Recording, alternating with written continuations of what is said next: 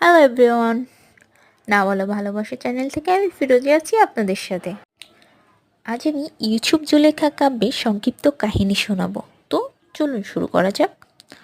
তৈমুল বাদশাহ দেবধর্ম আরাধনা করে এক রত্নকন্যা লাভ করেন। নাম রাখেন জুলেখা।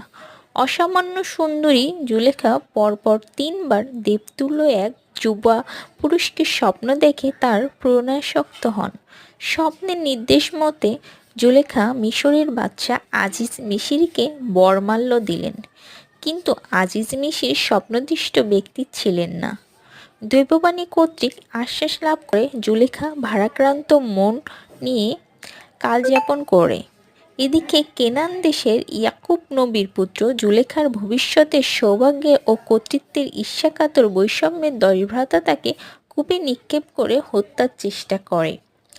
মনির নামের মিশরবাসী এক বণিক ইউসুফকে কূপ থেকে উদ্ধার করে মিশরে নিয়ে যান এবং দাসরূপে বিক্রয় করেন। পুরো ঘটনাটা শুনতে চাইলে